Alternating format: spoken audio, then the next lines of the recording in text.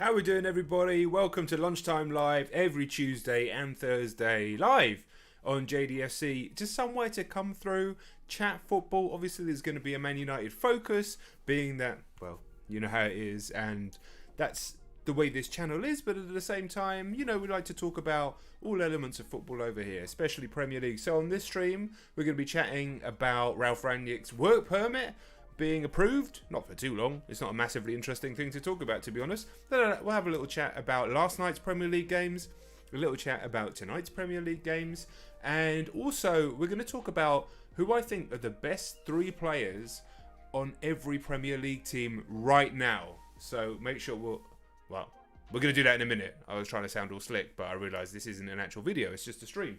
That will turn into a video though, and you'll see on this channel, guys, that what we're going to do is we're going to make videos out of these streams. So at least every Tuesday and Thursday, we're going to come on, chat ball, chat football with you guys. Listen, as I said, you guys are the OGs of this channel. You're coming through, excuse me, you're coming through early and supporting the channel, so I really appreciate that. It'll be an interactive show talking to you guys, but off the streams, we're going to make videos out of that for the channel as well as some shorts as well. We're going to see how it goes. But to be honest, I actually love coming on these streams and chatting. I figured out that I don't really like streaming video games, so I thought I didn't like streaming. I don't really like, if you know me from the music channel, which I'm sure a lot of you do, I don't really like reacting to music when there's chat going on at the same time, so I can't concentrate on the music, but just coming on and chatting, especially to chat about football and life and the world. I love it, man. So here we go. Cup of tea. I'll let the numbers pick up a little bit. I think I tweeted it out. It should work. And then, yeah, in a minute, we'll get on with some of the topics of the day. And a little Q&A as well. Why not? Should be here for, I reckon, about an hour. A bit longer than that. Cheers. So who have we got? Stu Warner. GGMU, yep. Yay, 10's in here. Clement. Come on, Gunners. Score predictions. United, Arsenal. We'll talk about that in a minute. Jaden's in here. Retro's in here, Jazz in here, collab with House and when? Literally whenever he wants, but I don't think he knows who I am, to be honest. Julian, saying JD the Prophet, I appreciate that. Scooter, T7R, Benedict. Yeah, we'll talk about the score predictions for tonight's game in a little bit as well. Let me just check something, because I bought a piece of kit and I want to see if I can get it to work live. Let's just see if I can. In a minute, we're going to be talking about the best three players from each current Premier League team. And I'm going to do that. Oh, look at that. Somebody bought a Stream Deck. How about that? So yeah, I've got the web catcher there. I've got another one so we can watch full YouTube videos on other streams. Everything there. So I can switch it back. Look at that. I'm a goddamn professional streamer now. I'm a professional streamer. This is exciting. This is very, very, very exciting times. However, in doing that, I've lost my chat, so I'm going to have to figure out a different way of doing it. Where's my chat gone? Chat is here. Can you pop out chat on YouTube? It doesn't matter. It doesn't matter. Right. We'll figure all this stuff out. We'll figure it all out. Probably need a third screen. How about that? James is in here as well. Rangnick will be in the stands tonight. Yes. So that's first talking point. Ralf, it's been confirmed that he's finally got his work permit. What a ridiculous situation that we're in. The country. What an absolute disaster this country is at the moment with Brexit. That a guy like Ralf Rangnick, I'm just going to eat some of my little yogurt balls here. So forgive me for the little mukbang. A guy like Ralf Rangnick, just because he hasn't fit the criteria of having coached consistently for the last 5 years, which I believe is the criteria. I haven't actually looked that up. He has to go through the work permit process, the same as anybody else coming into the country. For starters, the whole thing's just a disaster. But, I mean, is that what Brexit was for, really? Absolute nonsense. Anyway, he's got his permit, so he's going to be in the stands tonight at Old Trafford, but he is now technically the manager. If he has his permit, there's a press conference 9 AM tomorrow. So Carrot will be in charge tonight.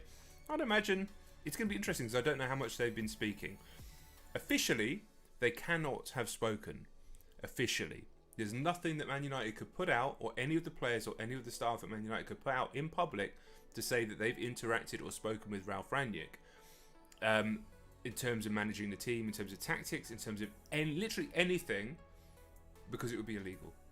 Okay, now realistically, I think everybody's aware that they've probably been having conversations, even Home Office and all that sort of stuff. But the second it's put out officially as a statement, then you get into all sorts of trouble. But here we are. Ralph's in. Big game tonight. We've got to see how it goes. So, yeah, score predictions for tonight then. Those yogurt things, you can't eat them on stream, so I'll eat them later. A cup of tea. Honestly, I'm worried about tonight. I wasn't, weirdly. After the Chelsea game, I wasn't that worried. And then I started watching more previews. I spoke to Sharky. I hope you guys have watched that video. Thanks so much to Sharky for coming on. What a guy. Yeah, I'm a little bit concerned about tonight's game. And I guess I always get like that, especially given the results recently. But Arsenal have been strong recently. If you chuck the Liverpool game out, and like Liverpool are just smashing everybody at the moment. What an awful situation we're in, but you got to respect it. As much as it pains me to see it. But I don't know. I mean, how are we going to play? What's the lineup going to be? I hope we try and control the game a little bit better than we have done the last two games. I hope we see the performance that we saw in the last 35 minutes against Villarreal, at least for parts of the game. Obviously, Arsenal are a stronger side than Villarreal. Yeah.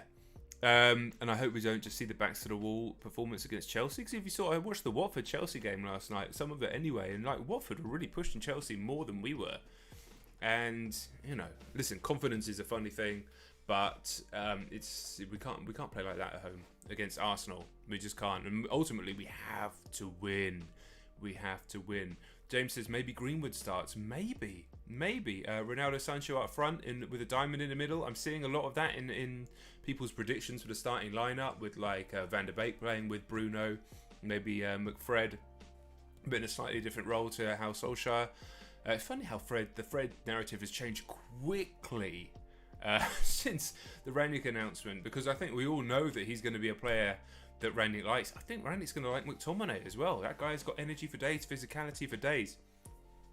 And I was talking on previous video with Sharky about how I think those types of players just need better coaching. And what I mean by that specifically is they need a lot of their decisions to be made for them in terms of ball distribution. And that's not a Manscaped ad, by the way. They need, okay, you're here. These are your three options. Having the whole canvas of the football pitch in front of those players, they freeze and they make mistakes. Look what happened when Fred got the ball at the end of the Chelsea game when Mendy for some reason passed it to him. Do you not think that Fred, as a Brazilian international, is capable on the training pitch or under no pressure of chipping that ball over the goalkeeper literally 100 times out of 100? Let's say 98 times out of 100 on the training pitch. I mean, I reckon I could do it 50 times out of 100. Mendy miles out of his goal, 20 yards outside to the right, easy. It's an easy finish. Do you reckon Fred, a Brazilian international, is not capable of that? But he's frozen by options. Fred is a player that gets frozen by options. McTominay is a player that gets frozen by options, and then combine that with a lack of confidence, and then you get the sideways passing, the backwards passing that we've seen so much. Combine that with somebody who's like, no, you're going to do this, or this in this situation. Give three options, bam, bam, bam. They seem like the type of players that are going to react really well to that, plus the energy and the physicality and the stuff that they naturally bring. Hopefully some help with positioning. Hey, who knows? I could see it being a big season for both of those guys. But we shall see. We shall see. Love the chat coming through here. Everybody's in here. Fabi is from Chile, which is amazing. I'll forgive you for Alexis Sanchez. I'm sure he's still a hero of yours. Will, as an Arsenal fan, I don't want to see Ronaldo starting when he's one away from 800 goals. I mean, it does seem like I'm sure he'll start. I don't think it was a massive controversy to have him not starting against Chelsea. But if you don't start him 2 games in a row against 2 big teams, and I am calling Arsenal a big team, I think that is a controversy. I think that really is.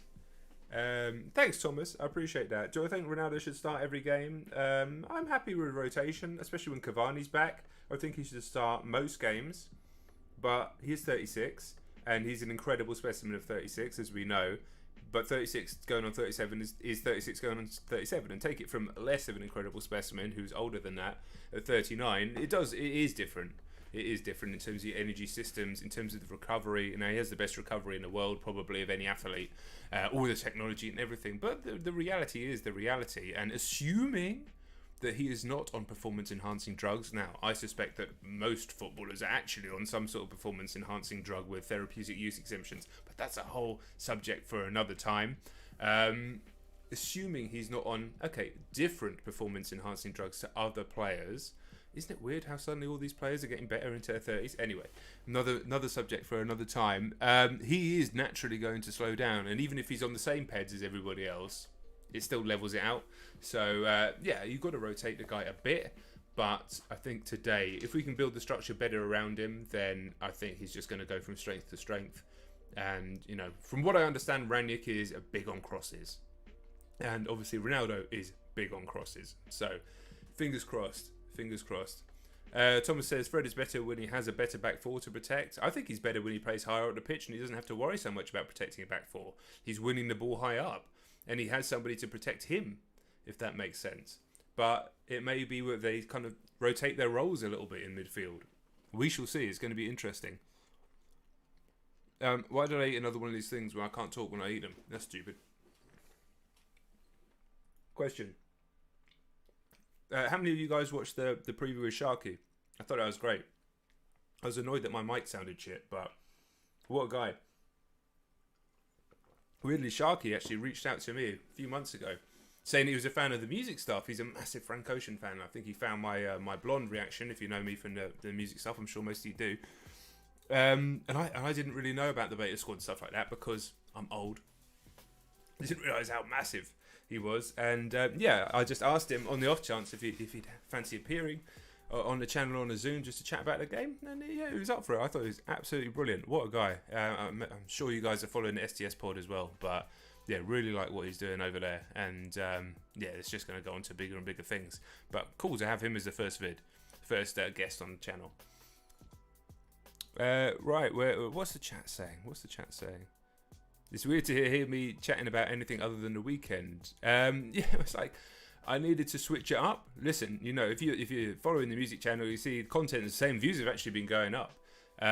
Content's the same amount. You know, always going to be there. That's always going to be the driving force behind what I'm doing on YouTube. I'd love to be in a situation where this is as big.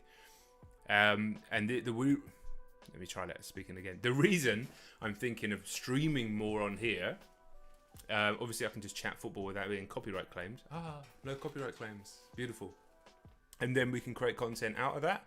And so it's about managing workload. And that means I can still focus on the way that I do the music channel. And in an ideal world, because I really like streaming and chatting to you guys, that having someone like Ludwig come over to YouTube, I think he's going to start affecting change at a fundamental level at YouTube because he's so on it and he's so big. I think there may be a change where you can stream and have music playing without the stream getting auto-blocked soon. I'm not so worried about it getting claimed, although I worked out that we've probably lost over $250,000 in content claims across Rock Reacts, just my half of Rock Reacts and my channel. In AdRev, which I worked out the other day, just as a rough guess, which is an absolute killer. But to be able to stream live reactions as well over there, and then the football stuff, and yeah, exciting. Ben says, do football watch-alongs? Honestly, I find that time sacred. That time I spend with that football club, sacred. I'm not saying I'll never do it, because there may be a situation where it'd be really fun to do like one specific match, or even a final or something like that might be exciting, weirdly. But I couldn't commit to doing regular watch-alongs like some of the other channels do. And also, my personality during the match is not necessarily somebody that I want the world to see. Not that I'm terrible, but it's like I'm not really the same guy during the match as I am at all other times. Real Will says, who would you start at centre-back later? I would continue with the centre-back partnership from the Chelsea game. To be honest, I think you give Harry one more game out based on form, based on suspension, but I doubt. I'm sure he'll play, and I'm sure Bailly will be the one to drop out, which is a shame because I think Bailly would, I mean, he can go either way, but his pace, I think, would be really good with Smith Rowe breaking through the lines in a half space. Aubameyang's still very quick. Saka, I think it might be injured, but I think he deserves to play. Like, I don't want to be in a situation as a club where somebody comes into the team, plays excellently, and doesn't get to keep a place, or even go up in the estimation. We saw that too much with Ollie, especially towards the end, and I don't think that's fair to players. And football isn't fair, but if somebody comes in and delivers great performances, then they should stay in the team. And that's one of the problems with having Harry as captain. As much as I do actually rate Harry Maguire, but having him as captain means that he's undroppable in a way that becomes awkward. And when somebody is... He shouldn't have been made captain that soon because we didn't know what his consistency was going to be like. And one thing you need from a captain is consistency. You know, absolute consistency. And they don't even have to be the best player, but just somebody who's consistent. Like Azpilicueta. Perfect. As Chelsea. He's Chelsea captain, right? I just had a blank for a minute.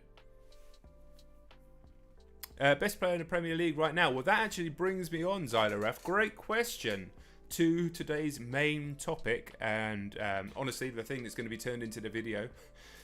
So, yeah, we'll see how this works. But we're going to go through who I think are the best 3 players from each team in the Premier League right now. And I've got, listen, we're going to switch over using my brilliant stream deck. Is this going to work? Boom. Let me check that works. Yeah, look at that, boy. Mate, I'm some sort of genius. We're going to go through. I'm going to go from, instead of just going from top to bottom, I'm going to go 1st, 20th, 2nd, 19th. So we actually conveniently end up on Man United. And I want your input as well in the chat because I want this to be ultimately it's going to be my decision, but I'd like to see some arguments formed. So, yeah, we'll start off with the Blues, with Chelsea. And when we click on this one, this is Transfer Market. I'm sure you guys know this site. So, handily. Oh, you click on this and then... Oh, yeah, you click on Squad, of course.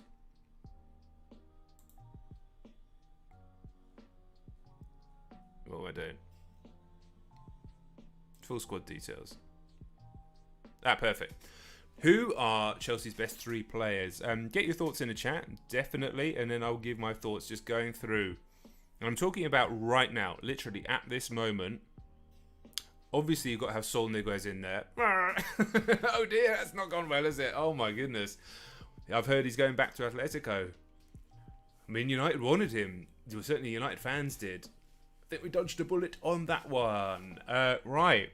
Top 3 players right now at Chelsea. It's tough because they've got a tremendous squad. And you know how we do it over here on JDFC. We do give props and respect to the other teams. Ultimately, I want all the other teams to lose all their matches. I want the only team to win to be Man United and all the other teams to lose, even when they play each other, both of them to lose. And ultimately, I do dislike all other teams. But at the same time, I think some of the banter stuff on football content, it's got a little bit tiresome, especially when it's based on bullshit. You just got to show some respect to some of these players, even though ultimately I want them to lose at all times. Don't ever get it twisted. I think their best 3 players. I'm going to go Edouard Mendy. I think he's probably the best keeper in the... Ooh, I don't know if I'll finish that sentence. I think he's a tremendous keeper. I think his record has shown that since he's come in. His composure. I think he's a very good modern keeper as well. The way he comes out of the box. Tremendous shot stopper, tremendous mentality, and has been a complete game changer for Chelsea from, Lampard actually brought him in, but obviously things weren't going so well with Lampard, but basically the combination of him and Tuchel has just been, I think, central to what Chelsea have managed to do since Tuchel came in. Along with Rudiger, actually, I don't quite put into the top 3. But, yeah, that solidity that they had to have at first and still do before they could start sprinkling on some more of the attacking flair. I made a video on this channel. Reece James is the best left back, best right back in the world right now. I do think Wan-Bissaka kind of pocketed him a little bit. No, sorry, Tellez actually kind of pocketed him a little bit on the weekend and he had to move sides. But it doesn't really change my opinion on that. I think he's an absolutely terrific player. His season has been unbelievable. I believe he's still Chelsea's top scorer this season. And listen, there's a whole video about it, a United fan raving about Reece James, and you can go and watch that. So I think that, and I think for the 3rd player, listen, you've got some absolute ballers in this team. You've got Mason Mount, terrific player.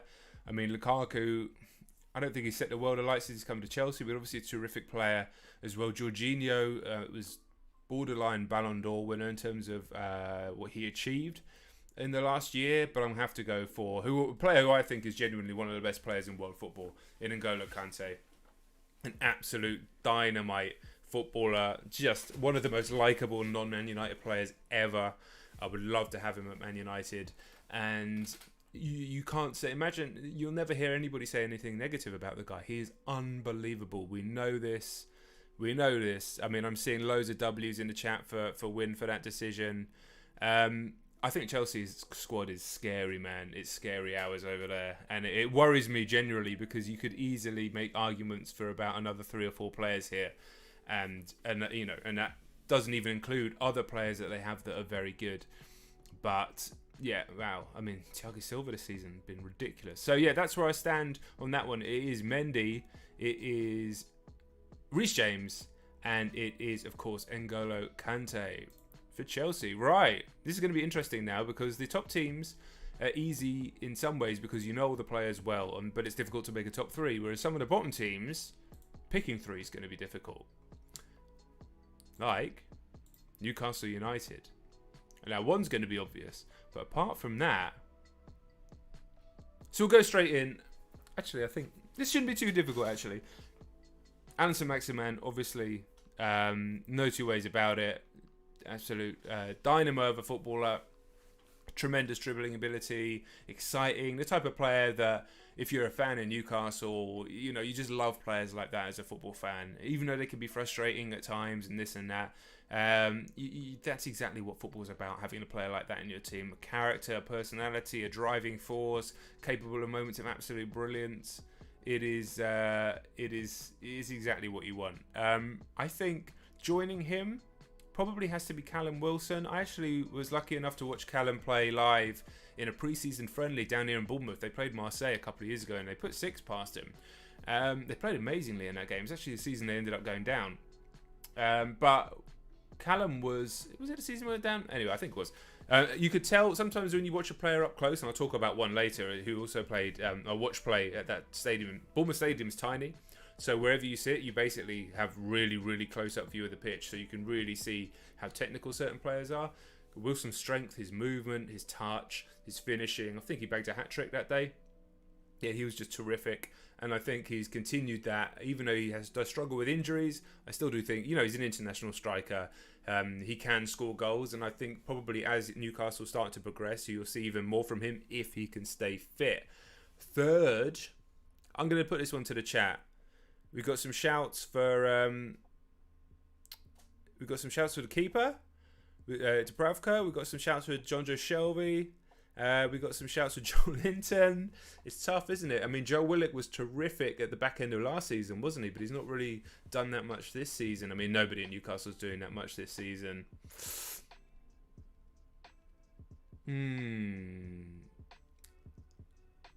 Almiron. I can't give it to Shelby because I just despise the guy. So, do you know, I'm probably going to give it to Jamal Lascelles because I think he's a player that as the team grows better around him, he'll probably stick around for a while. He ultimately won't be their captain or centre-back as they go to the next level. Also, he's 28 here, so assuming Newcastle go down, it's going to take him a season to come back up. Their project isn't really going to kick in for another 2-3 seasons, so he's going to be older then as well. But I just think he's been like a fairly consistent, strong player. So I'll probably give it to Jamal Lascelles. But I think outside of those 2 that I mentioned, the first 2, it's not a good squad, is it? There's a reason that they're bottom with 6 points and haven't won all season. Why am I eating these things? They're nice though. Right, Man City time.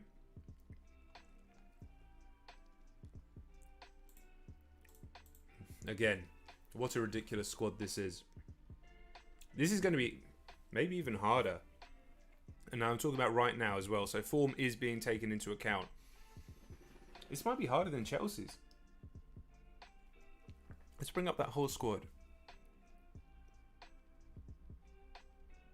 Oh, Keiki, right winger. Never heard of him. Right. Okay, let's put some obvious ones. Kevin De Bruyne. I'm sure he's going to make it into my top 3. Obvious one, Ruben Diaz. Obvious one, Ederson. Obvious one, Cancelo. Obvious one, Bernardo Silva. I think they're my short list. What's chat saying? Rodri. Some Rodri's in there. Cancelo, Silva, and Diaz. Bram, that might be mine. Or Foden as well. For right now, and we're talking 2nd of December, 2021. Kevin De Bruyne he has to be in there just because he's just Kevin De Bruyne. You could argue that his form isn't quite on the level of some of the others, literally at this moment, but it's Kevin De Bruyne. Unbelievable player. We don't need me to say that. I mean, it's pretty bloody obvious, isn't it? So he's going to go in.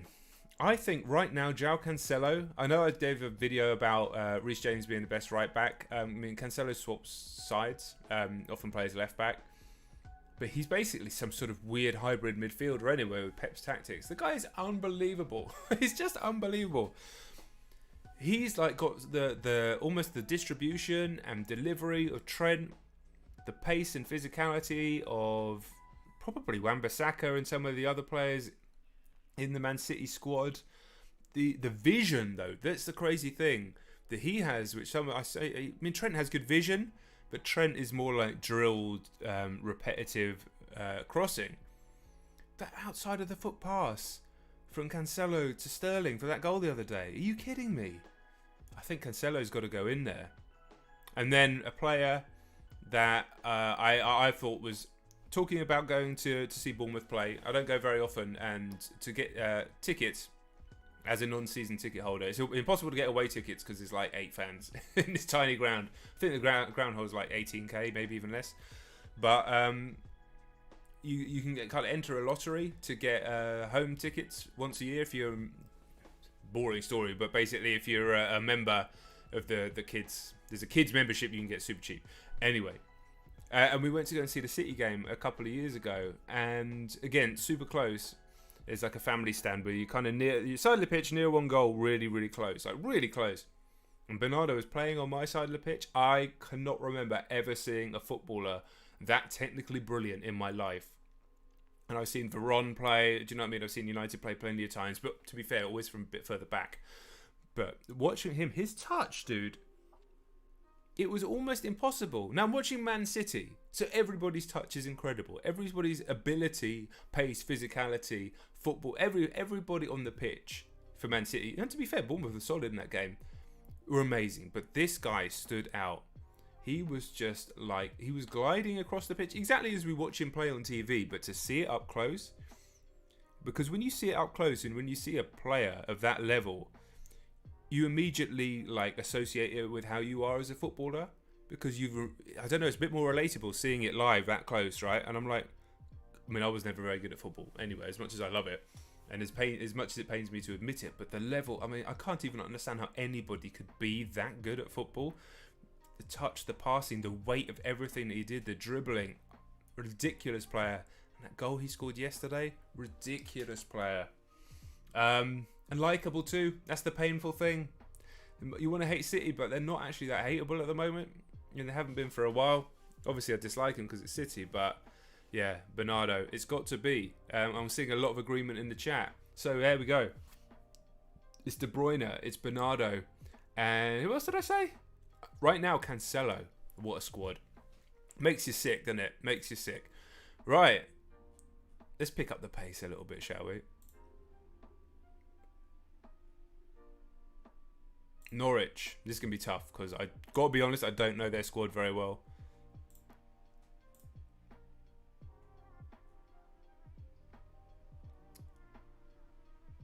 Right, we've got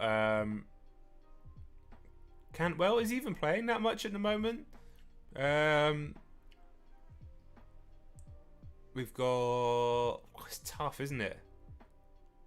I might have to give it to Billy Gilmour as one of their loan players from Chelsea, who's, I think, come back into the fold under Dean Smith after, what's his face? Daniel Farke wasn't really playing him. Same with Brandon Williams, but he's not really on the same level, to be fair. When I go to chat here, Josh is an Norwich fan. Norman is our best player, and it's not even close. We've got Pookie, obviously, who's a decent striker. Lovely goal the other day. Max Aarons, highly rated at right back again. Another crazy English right back. I can't pick Norman, even though you say it, Josh, because I just don't know enough about him. So I'm gonna pick. I'm gonna pick Cantwell. I'm gonna pick Aarons, and I'm going to pick Billy Gilmore. Is my 3. I may be wrong, but that's just the way it's gonna go for Norwich. You can get mad at me for that, but it's gonna be interesting to see what happens with them because they've definitely picked up under the new manager. Right? The Scousers. It pains me to say nice things about this lot, but it is what it is. It is what it is. Whew. Okay, Mohamed Salah. We don't even need to scroll it down. It's Mohamed Salah. Ridiculous. Insane performances recently. Insane form. Both finishes yesterday. The pace, the power. The pace for that second goal was amazing. The finish for the first goal was just beautiful, but he's capable of that. We've seen that time and time again. The finish for the second goal was a bit weird. It's kind of like, it's just one of those ones that goes in when you're on form and doesn't go in when you're not on form. But the pace, dude. The pace to break through and then keep that pace and then maintain that for the last is what was amazing. It was not the first sort of 20-30 meters, it was the final 20 meters. How long was the football pitch? Like 50 meters. He kept that distance between him and a defender so well, and so many players can't do that. They can break away, but ultimately, you know, to keep moving that fast with the ball while someone's chasing you down who doesn't have the ball, we know how difficult that is just from playing down the park or playing in your Sunday league team or whatever you do. So yeah, I mean, the guy is absolutely outrageous, phenomenal player, confidence sky high, truly believing he's the best in the world, and you can see that in his performances. As a football fan, as you know, take a detached football fan from detached from my fandom, I like to see it because I like to see brilliant football players operating at the highest level. As a Manchester United fan, it hurts, it sucks, but I think I've come to terms with the fact that United aren't in the title race this season, and it's quite easy to come to terms with, if I'm being honest.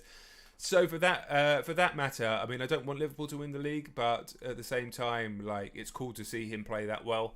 And it just kind of is like that goal he scored against City. So I'm kind of conflicted on it. So now, here's interesting. I think I'm going to pick, remember this is right now, I think I'm going to pick Diego Jota. What a signing. What an unbelievable signing he's been. He just keeps banging them in. He's so reliable. The way he sent Ramsdale to shops in the Arsenal game, his finish yesterday in the derby, 40 million, whatever it was. I didn't get it when they signed him, and that shows what I know, and it shows what we all know, because I think that he's just unbelievable at the moment, and you'd never have thought it. And I think that's just a case of Klopp and the team there at Liverpool. They saw something that we weren't seeing as football fans, but he quickly latched on to Klopp's way of playing. Maybe he'd seen something in his energy and his pressing and something like that. And it's almost like his confidence as a player, Jota's confidence, went like that instantly. And he had the ability to back that up. And like I talk about, confidence means so much in football. Because most of these players have more ability than they show quite often. And yeah, I think Jota is just... Yeah, he has a tremendous mentality. He has tremendous ability. And we're seeing it in the moment. Oh, it sucks. It sucks. At least you're saying Jota misses quite a lot of chances, to be fair. Fair enough. Listen, I don't study every single Liverpool game, but you know, his numbers are backing it up. Now, here's an interesting one. We've got Trent. I think Jordan Henderson has been one of the best players in the league this season. And then you got Virgil van Dijk. Thiago's been excellent as well, but I think that's more in the last couple of weeks. Brilliant player. That goal he scored in Champions League. Oh, I wish he played for United. I think he'd be perfect for United. Well, certainly... Maybe not now with Ranić, or I don't know. I'm going to give it to Virgil van Dijk because I think him being back in the team has been the catalyst for them to go back to the team that they were 2 years ago, the title-winning team, 3 years ago, the Champions League winning team. Effortlessly brilliant defender. You'd want him, any team in the world would have him in the team. The guy just exudes confidence that breathes through that just kind of flows through the whole team. And I mean, one of the best Dutch centre-backs ever, which is a hell of a thing to say given the history of centre-backs from that country. It sucks, but yeah, I mean, I just hate saying nice things about Liverpool, so I'm not going to anymore. That's it. Fuck them. Burnley. Right, we've got to pick up the pace here. Burnley. I don't know. Honestly, I don't know. Helps if I press the right button.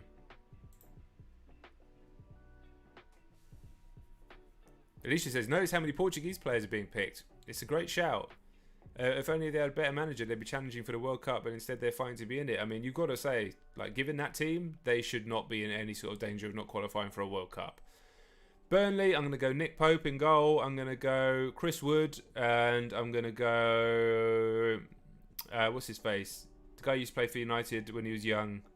That's a lot of them, actually. Although Maxwell Cornett's been doing really well, but I'm going to go Dwight McNeil. I rate Dwight McNeil. I think he's a bit of a baller. So we won't stick on Burnley for long because, honestly, I don't think I've watched them play a whole game this season. And it's Burnley. West Ham. West Ham. They've not been on the best form last couple of weeks, but still having an amazing season. Let's get some... Cornet Robbed says Luxury YT from Burnley. You're probably right. Right, let's get some picks in the chat for West Ham. So I think it's an interesting one. My instant, I know he's going to be in my top 3, is Declan Rice. I think he's just going from strength to strength. It's a shame he gassed out in the final of the Euros because he was terrific in that game, but I think he just put a little bit too much into it and couldn't really last the full 90, or he got subbed off for about 60 minutes or something like that. People are saying Fornals. Thomas is saying Lanzini. Mikel Antonio would be my pick. So Ben Rama's been terrific. I mean, Cresswell's been good, right? I think that I'm definitely going to pick... I'm going to pick Antonio because he's such a handful. He's such a handful for almost any defence. You know, they did brilliantly against Liverpool, and that was down to him. He gave... he did play against Liverpool, didn't he? Sometimes I don't trust my own brain. I think it's years of saying something on YouTube and people going, you're wrong, and getting stuff wrong, and it's mortifying when it happens. I think it might have to be Lanzini as my third. Benrahma's been terrific. I really like Jared Bowen as a player. He was a player that I wish, when we signed Dan James, I wish we'd signed Jared Bowen. Because, you know, players that come from the Championship, similar amount of money. Obviously, he's incredibly quick. He's not as quick as Dan James, but I don't think you actually need to be as quick as Dan James. It's almost like driving a Ferrari around the local village. Like, you don't need to be that fast. And he has tremendous work rate. Jared Bowen in a Rangnick team. Listen, we've got higher quality players at United, so but as a squad player, would be terrific for a top club. As I'm going to go Lanzini because I like him as a technical footballer. I think his form has been terrific as well. But Jared Bowen's, he's knocking on the door of that top 3 for me for West Ham. Mad. I wonder how they'll last this season if they can maintain that top 4 push. I don't think they will, but we shall see. Watford. I watched the game against Chelsea yesterday. Well, second half anyway. Obviously watched the United game, which is mortifying. I think Josh King is doing really well at the moment for Watford. I always thought he was decent. I actually remember him from when he was at United briefly. Ismail Assar is a very talented guy. It's nice to see Tom Cleverley holding down a first team Premier League. First team Premier League. What's the word? Position. Yeah. Position on a roster, somebody who got unfairly killed when he was at United. Like, he probably ultimately wasn't good enough to play central midfield for United. Foster's done well in goal. What's the chat saying? Manuel Dennis has done well, and do you know who I quite like? He's not had enough chance to play yet. João Pedro. I think he's going to be a baller. Really strong, young, quick, dynamic. He's not going to make my top 3. But look out for that guy, definitely. I'm going to go Ismail Assar. I'm going to give it to the Cycling GK because, hey, we can turn this into a short and maybe he sees it and he wants to do a video of me. Shout out Fozzie. And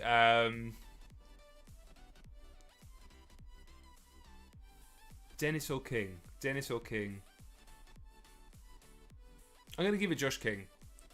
But it's a close run thing between him and Emmanuel Dennis. I don't think they'll get relegated. What about you? Question for the chat. Do you think they'll get relegated? I don't. Shouldn't eat these yogurt things.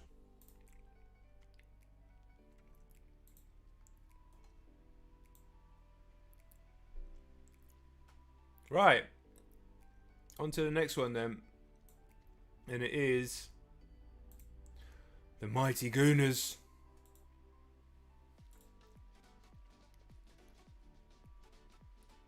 It's going to be really interesting to see what happens tonight. Because they've been on this tremendous run of form, but obviously they got absolutely bitched slapped by Liverpool. So did United, so does everybody. Why are people saying no? Oh, because of the thing. Because I asked if you're going to get relegated. Well done, brain. Completely forgot what I said 2 seconds later. I thought I'd fucked up. Right. Right now, Arsenal. I think you've got to have Aaron Ramsdale in there. Tremendous since he's come in. I know some rival fans are saying that he's being overrated by Arsenal fans, and he is, but that's what it is to be a football fan. You overrate your own players. That's just what it is. Don't get too mad at it. The good thing is, if you're an England fan as well, you know, you've got a keeper coming through here who's definitely better than Jordan Pickford. So, exciting times. It's going to be interesting to see what happens with Dean Henderson. I was talking about this on a video with Sharky. If Rangnick brings him back in, because I think those two could be like the two fighting it out for for that sort of, for the England #1 spot ultimately.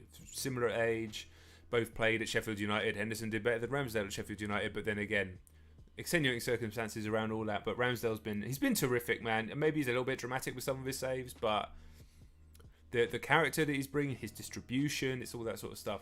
I think it's probably going to be the two young lads. In fact, it's 3 young lads, isn't it? I think I'm going to give it to Bukayo Saka. What a guy. Really likeable player. Obviously, loved him for England. Terrific player. Just going from strength to strength, getting better and better. Really devastating in a number of positions. And, is just going to continue to be one of the better players in the league. I think he might be injured for tonight's game, but yeah, tremendous. And for seemingly such a sort of quiet, nice chap, which he is when you see him interviewed, and everybody loved him in the England squad, don't they? Just love his personality. Has a steely mentality. Yes, he missed the pen. That he had to take the 3rd pen after the previous 2 had missed in that situation. Come on, almost impossible. Almost impossible, especially as Donnarumma is literally 100 foot tall. But apart from that, steely mentality. And in Emile Smith-Rowe, just when you just see a nice technical player sometimes, and you just the eye test, you go, oh, that's a player, and then you wonder how their confidence is going to be, you wonder how their mentality is going to be, their consistency, all that sort of stuff. But he has managed to back up the obvious ability that he has with that, and he's just a really tricky dribbler in a really annoying way, not dissimilar to Grealish in that respect. Like, he's a really good ball carrier. You don't get so many of those. You get tricky players who can burst past people with a trick, but those ball carriers who just carry the ball close to feet, almost Messi style. I'm not saying that, but Grealish being one of them, Hing being one of them, Martial when he's on form being one of them. They can bring so much to a team, and I think that that sort of trio of youngsters for Arsenal is really holding their team together at the moment. I think some of the other players have done well. I think Tomiyasu looks like a good player. Partey's coming in from strength to strength. You got Martinelli coming back. Aubameyang is always Aubameyang. He's not been in the best form, but hopefully all those players will play shit tonight. That's what I'm hoping. Right, Leeds. Oh no, Saints. Southampton then. I've not really been paying too much attention to Southampton this season. They've sort of just been there, haven't they? They haven't been slapped 9-0, so they're not interesting, and they haven't really been causing all sorts of problems for other teams in the way that they sometimes do. So I'm not too sure with them, to be honest. It's probably going to be an obvious one to start with. I think James Ward-Prowse. 27, I'm surprised he's still at Southampton, to be honest. I thought he would have maybe gone up a level. Maybe to like an Everton or something like that. I'm not saying top 4, but he's stuck down there on the south coast. So one of the best deliveries in Europe, I would say. One of the best free kick takers in Europe. And again, when you talk about mentality, always seems to have a strong mentality. Seems to hold the team together pretty well. So it's got to be JWP. I think that was an easy one. I'm seeing in the chat a lot of chat for Livramento. I think that's right. Every time I've seen him play, he tore us apart when he came on. I think in the game against United, that was the second game of the season. A lot's happened to United since then. So I think I'm going to give it Tino Livramento, and he's another one from the Chelsea academy, right? Their academy makes me concerned, man. Man United's academy used to be the pride of the country, and now it's still fine, but Chelsea's academy is the pride of the country now. There's no two ways about it, mate. Reece James, Livramento, Tavernier, Abraham, Mason Mount, like Trevor Chalobah. I mean, I'm missing Callum Hudson-Odoi. You know, I'm definitely missing obvious players as well from there. Ridiculous academy. Scary academy. But yeah, Tino Livramento gets it in. Was there Lamptey at Chelsea as well? And then for the third player, some people are saying Armstrong. Some people are saying Adams. Colin Gallagher as well from the Chelsea academy, of course. He's at Crystal Palace at them. Quite rate. It's like mental chances. It's like impossible chances to miss all the time. But he gets so many chances. He just gets so many chances. And when a player gets that many chances, you have to be like, there's something there. And don't forget, he banked a lot of goals for Leipzig. But, I mean, when you got Rashford, Greenwood, Ahmad, and obviously Ronaldo, and Martial's still there. I just don't think we need him. But then again, you know, like, I don't care. If you want to bring someone into the squad, bring someone into the squad. If they're going to play and they're going to do well, I'm up for it. We've got to trust Ralph. If you're going to bring him, you've got to trust him.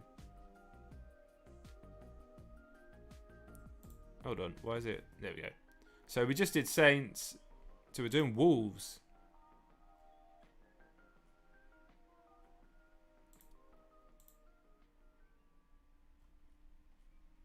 Wolves. Interesting squad, Wolves. Ruben Neves is going straight into my top 3. I really like Ruben Neves as a player. I would have liked to have seen him at United, especially under Solskjaer's system. I think he'd have worked well there. I quite like Neto as well, but he's not really played that much this season, does he? I'm going to go Jimenez. I'm going to go Neves. I think Neves is the obvious one. And I think we will go for Hwang. Why not?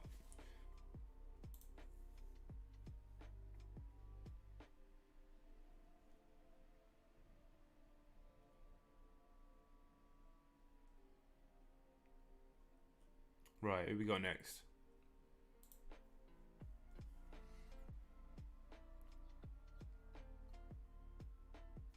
Leeds. We're getting there now.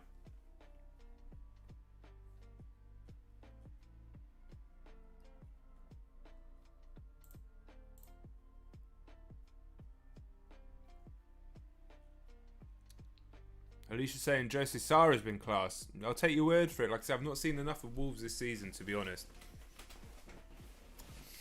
Right. Leeds. Rafinha is definitely in the top 3 players at Leeds United right now. Calvin Phillips definitely in the top 3 players at Leeds United right now.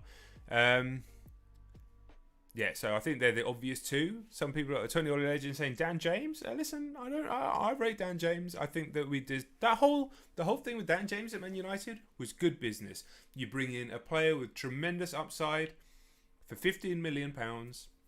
You try him out, he starts really well. Unfortunately, he loses confidence, but he still does a great job for the team. His assist numbers were solid. Tremendous presser, tremendous work ethic, tremendous energy, enthusiastic in a way that could actually lift other players in the team. Ultimately, didn't have the quality to what it needed to be a Manchester United player. And I think it was fairly obvious from early, but then they sell him to a team that's not a rival for double the money that you brought him in for. That's good business. That's good business. So there's no point slating the guy and slating the decision to bring him in. It's so rare that Man United does that. They never do that. It's not even really a Man United thing to do, to bring somebody in, try him out and sell him for a profit. Never sell players for a profit. So, yeah. I know Tony Ollie Legend was kidding, but I don't think he's that bad, man. Third player for Leeds. It's tough. God, I really don't like a lot of their players. I'll go Bamford. And then we don't need to talk about Leeds anymore.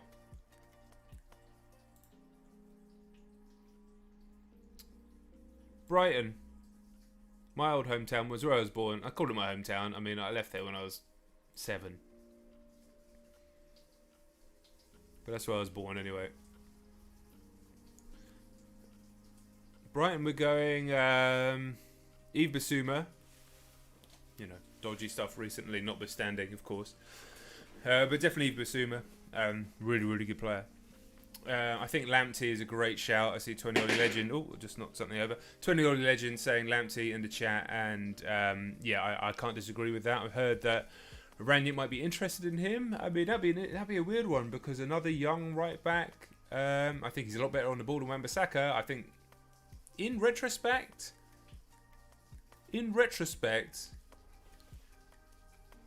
maybe we'll turn this into a short. James, who's the editor, if you're watching. In retrospect, was Aaron Wan-Bissaka a really bad signing by Manchester United? Now, he's a tremendous one-on-one defender. We know this. He still has a lot of athletic upsides. He's quick. He has tremendous stamina. But his ability on the ball, I've said it from time, is nowhere near good enough. I don't think it's Premier League standard. I don't even know if it's Championship standard. Yes, he's capable of beating a man sometimes. Yes, he's capable of playing a first-time pass sometimes. Yes, he's capable of putting in a good cross sometimes. But guess what? So are players in League Two. And ultimately, when you see the likes of... Obviously, Trent is a bit of an anomaly. But you see the likes of Reece James, Lamptey, just other like normal right-backs like Matty Cash, Aston Villa. Is Wan-Bissaka better on the ball than any of those? Is not. I think he's probably the worst right-back on the ball in the Premier League. And it cost £50 million. I think it might go down as a very poor bit of business from Man United. Okay, you see how I ended that like a short. So what have we got here? We've got Lamptey, we've got Basuma, and I'll go Malpe because I mean, who wants to talk about Brighton all day?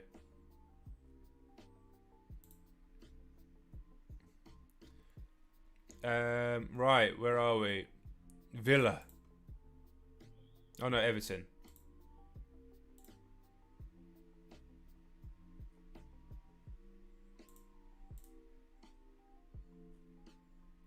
Everton. Interesting one. They're all over the place at the moment. They've been in absolutely shocking form. Has Rafa been sacked yet? Can't be too much longer. Listen, I like DCL as a player. I know he's not been playing. He's been injured. So it's a bit unfair to say that he should be in the top three as of right now. But considering they're in shocking form anyway, I'm going to put DCL in there. Dominic Calvert-Lewin. Love his vertical leap as a player. Listen, I love a good vertical leap. You know, I used to like basketball. He's played basketball. And obviously, you know, when you see that he can almost jump as high as Ronnie, which is crazy. So yeah, I think DCL is going to make it in there for me. I think Richarlison's going to make it in there for me. Oh God, he's only 24 still. He's been around forever. Yeah, serious player, Richarlison. I'm surprised he's still there actually at Everton. Although you know, hope was high at Everton were going to make a push into like sort of knocking on the door top four this year. That's not happened. I think the contrast from having Ancelotti for that brief amount of time where they actually look really quite good to Rafa is not really working out for them. Do I think Rafa should be sacked? I don't know. I'd always say you probably have to give these managers a bit more time. In terms of form, it's got to be... I mean, people are saying Damari Gray, and I think I agree. That was a strange signing from them in the first place. But him and Townsend been surprisingly good in terms of players that I didn't think would be.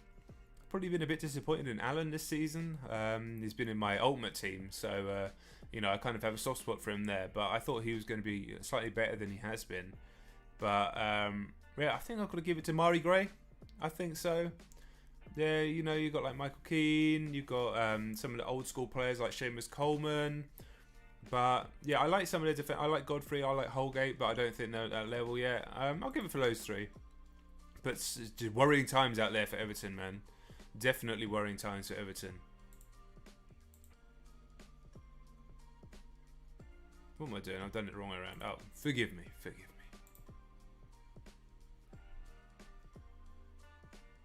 Okay, so we're going to do Leicester, then we're going to do Brentford, and then we're going to do Spurs, and then we're going to do United. It's got to do United last, haven't you? Leicester City then. Hell of a squad. Not been in the greatest of form this season, but hell of a squad still. Interesting one. I want to see you guys in the chat. Let me know your thoughts on this Leicester top three, because I think this is actually going to be one of the harder ones to do. Not because they don't have three good players, but because I think they've got about 7 players who are all very good, but not necessarily crazy standouts. I think the obvious one has to be Jamie Vardy. His consistency over a number of years, still banging in goals, still one of the most dangerous strikers in the Premier League. And you're never surprised in any match, no matter who it's against, if Jamie Vardy scores. Are you? You're not surprised. You go, I can see that. You always can, whether it's against Liverpool, whether it's against Norwich, whether it's in Europe. So Jamie Vardy is definitely going to make it into my top 3. Now, I think probably Tielemans has to get in there, just because he's just going from strength to strength as a central midfielder. Tremendous that's hard to say. Tremendous technique, tremendous striker of the ball, very cultured footballer, good mentality. Yeah, you take him at United probably. There's a few players that you take at United. And then when it comes to the next one, I'm thinking there's Ndidi. There's, I just had it, Maddison. There's Fofana, who I know has been a really bad injury, but in terms of like potential, only 20 years old. Really exciting centre-back. I don't know. What's chat saying? Ndidi, some people saying Fofana. It really is between those. Kasper Schmeichel's a great keeper, you know. He really is. He's a very, very, very good keeper. I'm going to go, because Fofana's injured and Maddison's been really inconsistent, I'm going to go Wilfred Ndidi. I think most teams in the Premier League, outside of maybe the top 3 actually, would take him. I think United would take him, and yeah, if top 4 is West Ham, then I think they take him as well. So yeah, I think Wilfred Ndidi, I think that's a shout. But Fofana would have maybe made my top 3 if he'd been fit and it wasn't such a devastating injury, because unfortunately we don't know what he's going to be like when he comes back from an injury like that.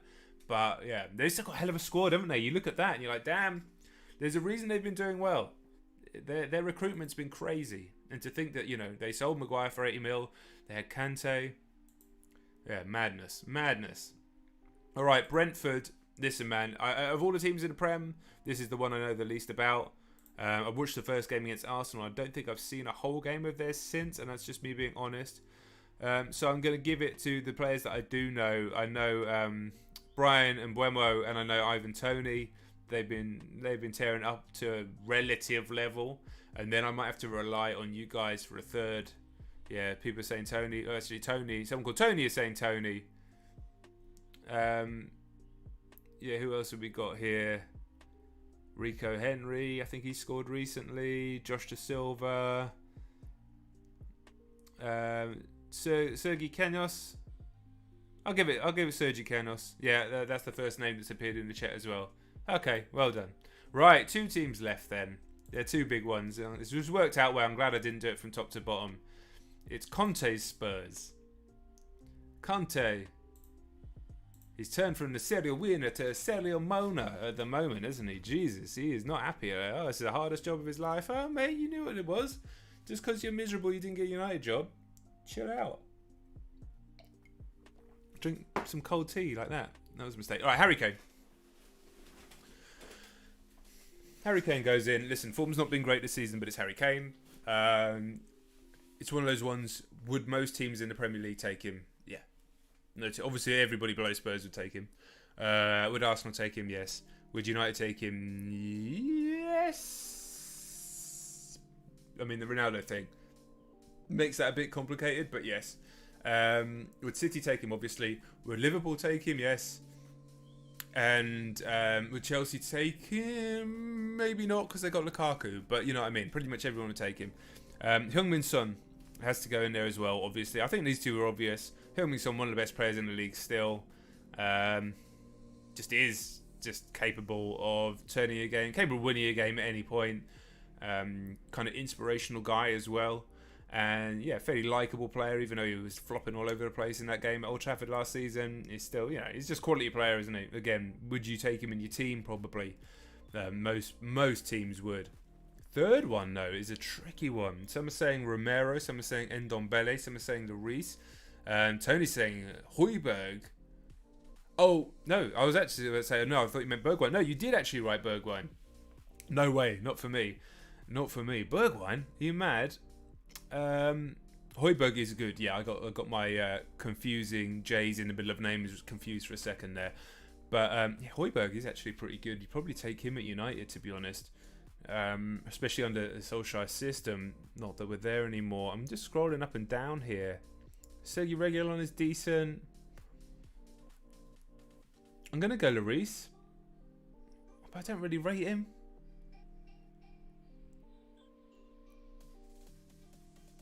Do you know what? Fuck it. I'll go for the front three. I'm going to go Mora. Right now, I think Mora's been one of their best players this season. I'm going to go Kane, Son and Mora. Their front three. Fuck them. But yeah, Conte. Oh dear. He's got some difficulties there, mate. We'll see. Right, on to the main event. Listen, there's a reason we left it till last because, you know, YouTube values watch time. This is going to be turned into a video. You know how it works. Even though I'm pressing the wrong buttons. And I need to press back and back. Here we go. Manchester United Football Club. Who are the best three players right now at Manchester United? Right. Right. Shit. This is hard. This is hard. Right. Okay. Okay. So I was immediately going to say Ronaldo, and I'm like, well... Right, let's go from back to front. Keeper, it's probably not going to make it in my top three. Centre-backs. Yes. A centre-back is going to make it in my top three, and it's Harry Maguire. No. Not right now. Sorry, Harry. Raphael Varane. He's only played a few games, but I think that Raphael Varane has shown his class in the games that we've played. He looks a cut above. I'm really excited to see him under Ranić when the structure of the team is sorted out and he can really just, you know, he's not having to fucking save everyone's ass the whole time, every game. There's a reason you buy one of the best centre-backs in the world, because he's one of the best centre-backs in the world. So he's going to go into my top three.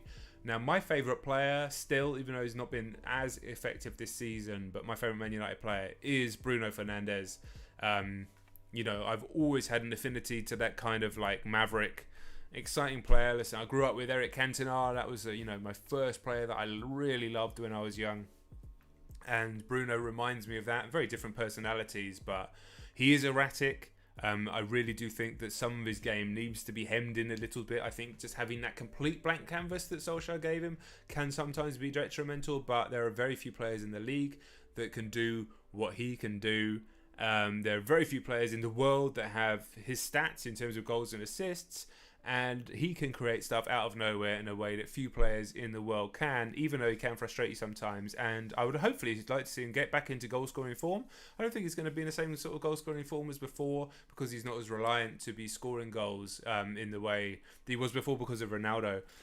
He is playing a little bit deeper apart from in the Chelsea game. But listen, man, you get some slander from some aspects of United's fan base. I'm not entirely sure why, because it's just fucking Bruno, man. What a guy. Like, what a player. He's not perfect. He's not perfect. But what a player. What a fucking player. I love him. Right now, the third player in that list. I think Cavani's incredible, but he's not been playing this season.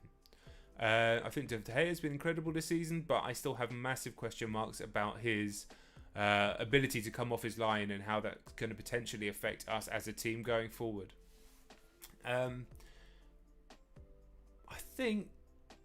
I think it's got to be Ronnie, based on keeping us in the Champions League and the fact that he's Ronnie. So I'm going to give it CR7. I think there was a real shout there for Jadon Sancho based on last three games, and hopefully he's going to carry that form through the winter period and into the rest of the season, and he may make it even over Bruno, to be honest, into the top three. But for right now, it's got to be CR7. The goals he scored in Champions League, too clutch, man, too clutch. I mean, you don't need me to rave about CR7, do you? It's CR7. It is what it is. And that is where we're at. So that was really fun to do. Look, boom, full screen again, Stream Deck, baby. It's the future of streaming over here on JDFC. Yeah, that was fun, man. I enjoyed doing that. Listen, I know you guys probably disagree with some of it, but I loved hanging out and doing it. I've lost my chat. Give me a second. Oh, I should do a little outro for my videos. It's going to be a YouTube video, so you get to see behind the curtains a little bit.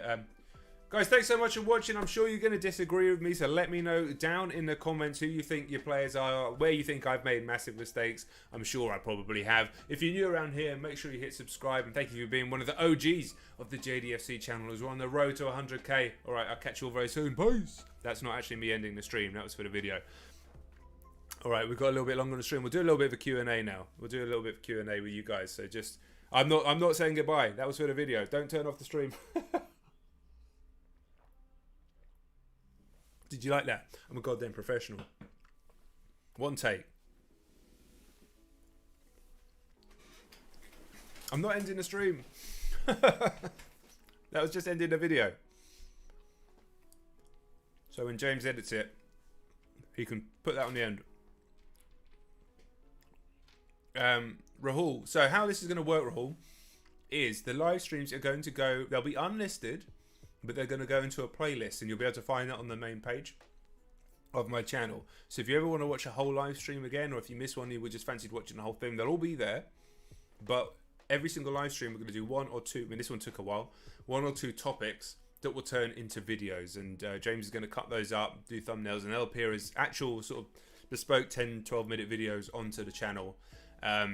So yeah, if you just want to watch that, that's going to be there. And they'll, as opposed to the whole stream living on the channel, because I know a lot of channels they'll like stream for an hour, keep it super focused, and then they'll just leave that on the channel. I know obviously Goldbridge does that, Straight for Paddock do that, and others.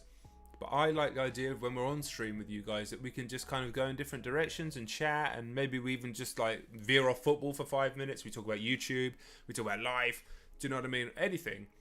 And it's a bit more open, and then content gets created out of the live streams, and then a couple of shorts as well. So I think that's fun, and it also means if I need to go for a piss, I can go for a piss. Do you know what I mean? If something happens, like someone needs to come in, knock on a door, you know, it doesn't affect the video.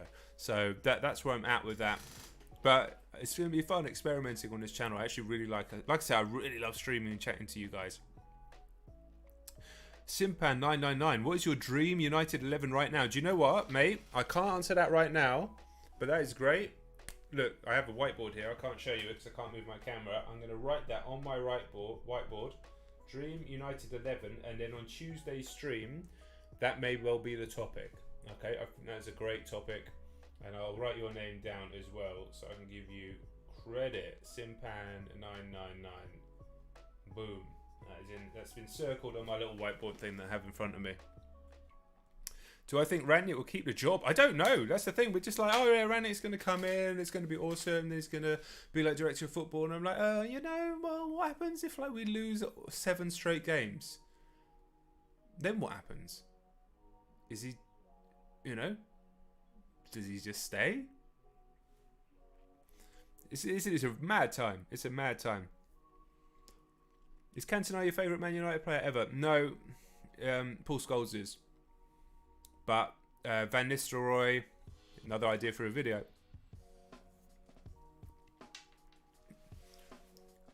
I could do a top 10 Man United players video ever, definitely. But off the top of my head, Andy Cole, Ruud Van Nistelrooy, Paul Scholes, Cantona, David Beckham, Cristiano Ronaldo, Eric Djemba-Djemba.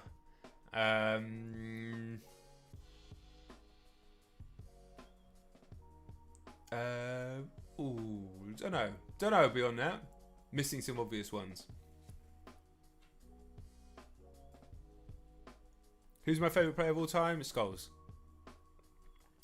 But who's my favourite player of all time from a different team? Iniesta. I love central midfielders. Which is why it's painful to be a Man United fan right now. Rooney it's a funny one, Rooney. Obviously, I loved him. And actually watching comps of him recently, you're like, oh my God. You took for granted how fucking incredible he was. And you took a lot for granted as a Man United fan back then when it was all glorious. But him wanting to leave, and actually the reasons that he cited wanting to leave, he didn't believe the club were doing enough to bring in new players to support him of his level. Actually, historically correct. He was basically calling out the Glazers long before anybody else was. But at the time, we were all like, fuck you, Wayne. Putting in transfer requests, fuck you. And that's always been there for me. Vidic, yes. I love Rio as well. I loved him as a player. I now love him as a pundit and a YouTuber. Best ever United centre-back partnership?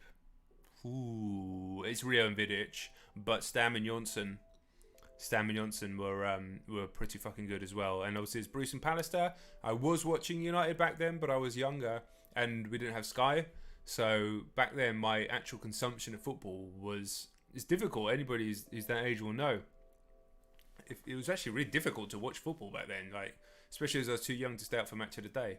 So in terms of that you get to watch like an FA Cup game here and there, and then some European games. But yeah, if you could pick Ten Hag or Poch, Joel says, I don't know. I don't know. I was absolutely fine with Poch coming in when it seemed like that was going to happen before the Rangnick thing, but the Rangnick to Ten Hag like transition seems really good. But I've watched Poch a lot because of Spurs.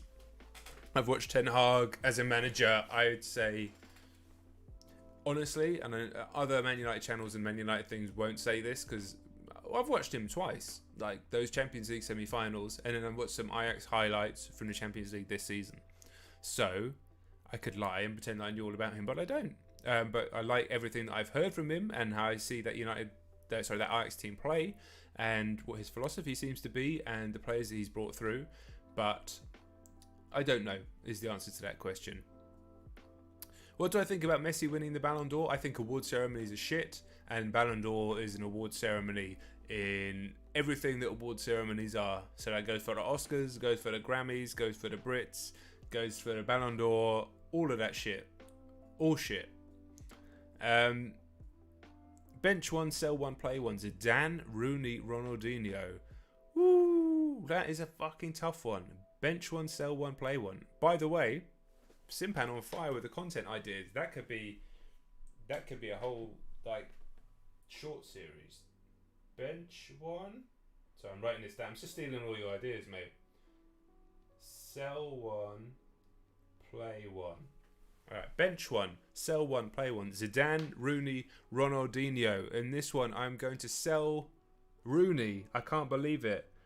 I'm going to bench Zidane, and I'm going to play Ronaldinho. If I had that many amazing players in my squad, what the hell am I doing? I'm selling Rooney because he's not sexy enough in this fantasy that I've created. That sounded really weird. I'm benching Zidane because I just love Ronaldinho so much, and Zidane, as amazing as he was, did have periods where he wasn't quite as strong, whereas that prime Ronaldinho is one of the just greatest things I've ever seen as a football fan. There we go. These yogurt things are nice. Oh, easy one here. Jazra Chopra. Sorry if I get anyone's name's pronunciations wrong. Name a player who you wish didn't retire as early as they did. Eric Cantona. Retired at 30. 30. That's it. Nathan, testify. How's your FPL season going? Well, every season with FPL, at some point I forget to update it, and then it goes to shit. That happened within 2 weeks this season, and so I gave up. I'm embarrassed by that. I'm really embarrassed. So it's been a disaster. It's probably been my worst FPL season ever, but that's kind of coinciding with me being miserable about football because of United. So yeah, that's where we're at. Off topic, what's your favourite film of all time? Great question. It's White Men Can't Jump. Love that film, and it's always my stock answer. I like to have stock answers sometimes for questions like that. Right, guys. Big game tonight. Score prediction time. I want to see in the chat your score prediction, scorers. You can go in depth if you want, times. Give a little few sentences about what you think will happen in the match. We'll chat through them all, and then I'll give my score prediction. I'll give my score prediction. I don't like doing it because I feel like it jinxes things, but that's just absolute nonsense.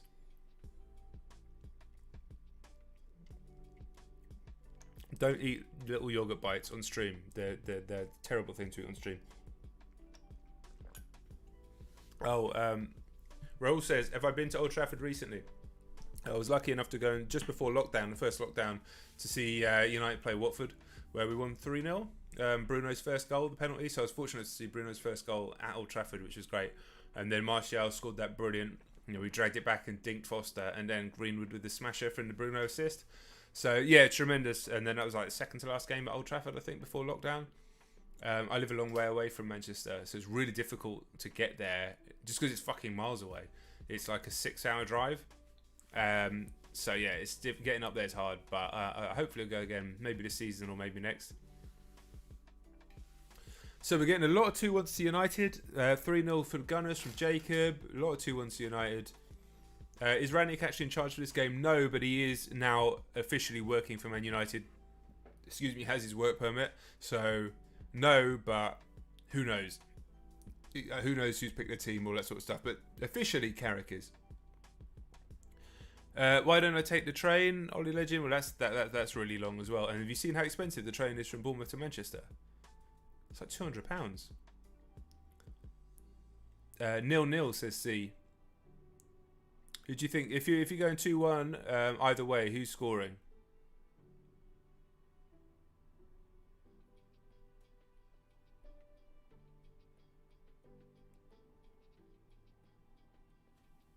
Well,